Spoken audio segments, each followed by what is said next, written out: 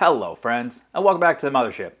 I was at a wedding a couple weeks ago, chatting with some new folks, and the topic, just like always, kind of went towards barbecue. And I heard something that made me question my faith in humanity's future. Now this guy I was talking to let me know his favorite way to cook ribs, and it was not going to be on his smoker, and it wasn't going to be on his Weber kettle. Instead, he likes to boil them. And then after they are done boiling, he likes to pull them out and throw them onto his grill for just long enough to dry them out. Now I'll admit my first reaction is that sounds terrible. But, you know what, I'm not going to knock something until I've tried it. So we're going to give that a go here. We're going to take a rack of ribs. We're going to boil them for about 3 hours in some different types of liquid. Then we're going to take them out. We're going to dry them off on our Weber kettle, maybe with some barbecue sauce at the end, and then we're going to see how they taste. Now, does that sound terrible? Maybe, but let's find out. Now what we have here is our rack of spare ribs, and I'm going to have to do a little bit of trimming here. So, I could take off some of this fat on top, but I'm not going to really bother. I do need to take off all this on the back because we want to get the membrane off. So let's take all this off.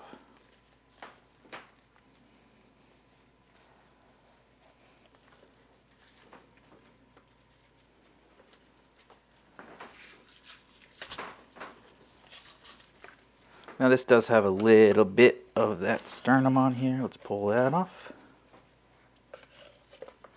All right. Now, the stock pot I'm using is obviously not this big, so I'm actually going to cut these in half just so that they will fit, just like so.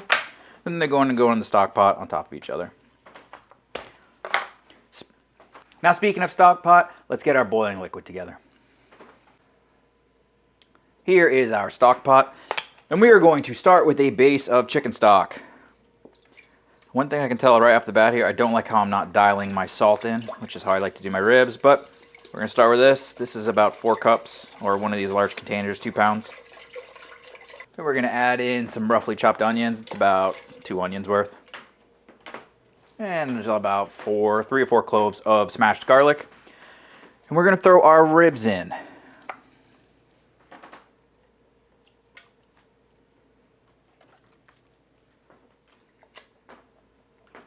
Now that is not enough liquid, so we are going to fill it with water until we get to about maybe a ½ inch above the top of the ribs. Basically, we just want them to be submerged the whole time.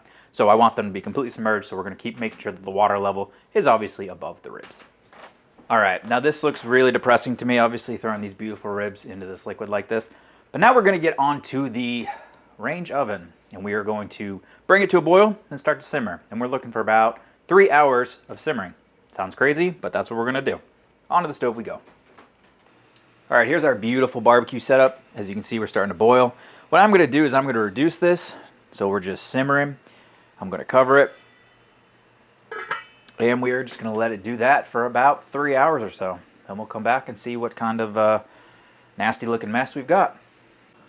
We are about 2.5 hours into this boil, and I actually just lift these up because my goal is to make them so they're tender. And this one fell apart, which means these are absolutely done. So I am pulling them. They're actually probably more pull off the bone than I want them to be, but I'm going to take them. I'm going to put them onto a cutting board. I'm going to pat them dry, and then we'll figure out what we want to do with them. All right, here are our boiled ribs, and I'll be honest, they look disgusting, but I mean, it's boiled meat. So these are all definitely well past the point of fall apart. I like mine with a little more bite, but I probably could have done less time on here. I don't know. I was just following what I was told. Since I have them already set into 2, I'm going to do one that's just black pepper, because there's already should be enough garlic in there from the... actually, no, we'll put more garlic on there. Who cares? Now, I'm assuming there's enough salt from that stock that we boiled it in. This one, I'm going to do barbecue sauce. So I'm going to lather this down in barbecue sauce, and then we just did a dry rub, on this one.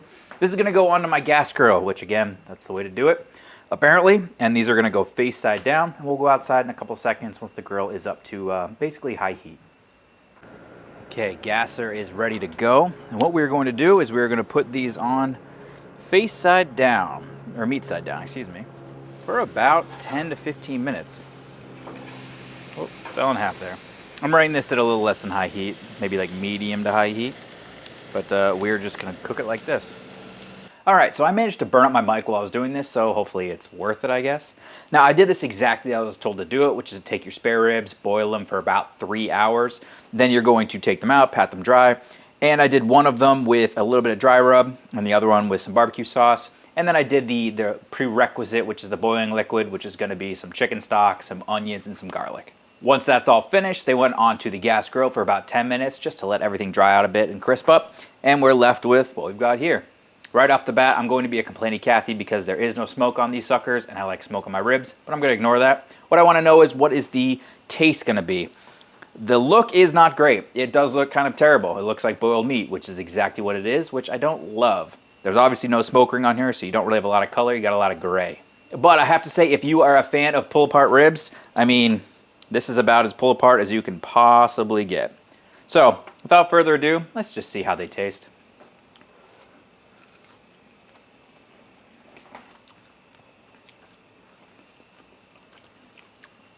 I mean, it tastes like pork, right? It tastes like a rib. Honestly, it's cooked. It's very, very pull-aparty, which I like more bite to my ribs, so that's kind of a personal thing. I guess if you're a fan of really pull-apart ribs, this is kind of like the pinnacle for you. It tastes fine. There's no smoke, which I wasn't going to complain about, but I kind of wish there was. In general, there's not much going on here. These are just really cooked ribs to the point where everything just falls apart. It'd be good to, I guess if you want to do like shredded rib meat for something, this is the way to do it. But we're missing all those extra complex flavors that we get using combustion. So if you were to put a gun to my head and say, would you do this again? Absolutely not. It was a good experiment. I think the person I was talking to was either kidding with me or just doesn't like barbecue. Who knows? But I'm sure I will get comments down below about folks that start their ribs off boiling them and how I should do it differently. And please let me know, because I'm open to trying it a different way. In general, this is pretty terrible and I would not do this again. Always use your grill. I would use my oven over this. I would use sous vide probably, just so there's not moisture on it at all times. Not a huge fan. Don't cook this. But what you should do is get out there and cook something absolutely fantastic. And you should let me know what you're cooking so I can get over this cook and never think about it ever again. Bye-bye.